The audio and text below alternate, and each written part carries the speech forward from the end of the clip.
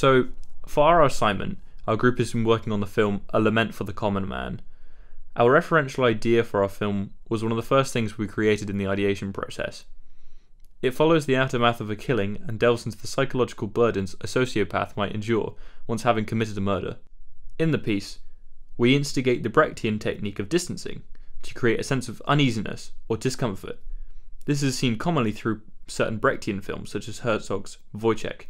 The use of this distancing effect alienates the audience from establishing any emotional connection with the protagonist and draws them more to the meaning that we aim to portray about sin in mankind, which is so crucial to our narrative.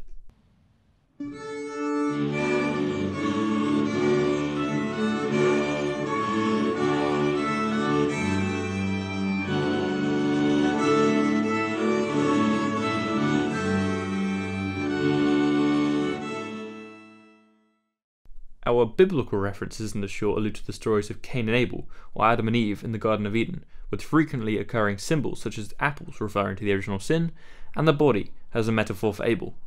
This form of goriness is enforced right through the piece, emphasising these Brechtian techniques and ensures that the audience is fully aware that they are watching a piece of fiction and maintains hooked on the narrative meaning.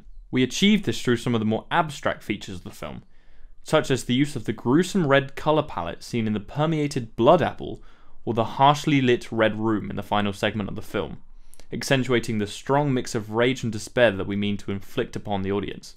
This sort of visually striking imagery is common throughout media, and can be seen similarly from the likes of Stanley Kubrick in The Shining, specifically the elevator scene, or perhaps even Louis Buñuel's Un Chien Andalou with the slitting of the eye or the rotting corpse of a horse. A film that taps into this narrative field is Joseph Lin's Swan Song, as it reflects the similar values of almost being trapped, depicting the story of a dying angel in their own swan song, grieving and aching for his lost ability of flight.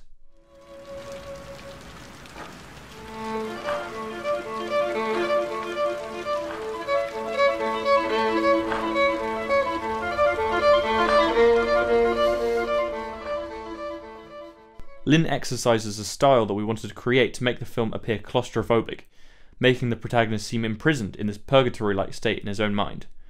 This effect is executed in Swan Song by the use of close-ups on the protagonist's face to imply his confined setting. In our piece, resemblance is found through the use of tight shots to again invoke this feeling of claustrophobia, enforcing that this is very much a journey through the protagonist's mind, and his descent to madness in a world without God. I took a large amount of inspiration for the framing of the short from Sam Esmail's Mr. Robot. Often where you find a character slinking down into the bottom corner of the screen, or perhaps be framed at a slightly awkward angle, limiting the viewer from gauging perhaps all of the information that would usually be given in a stereotypical piece of media, which allows for it tonally to accrue this distant and uncomfortable vibe. I don't know what I'm supposed to do.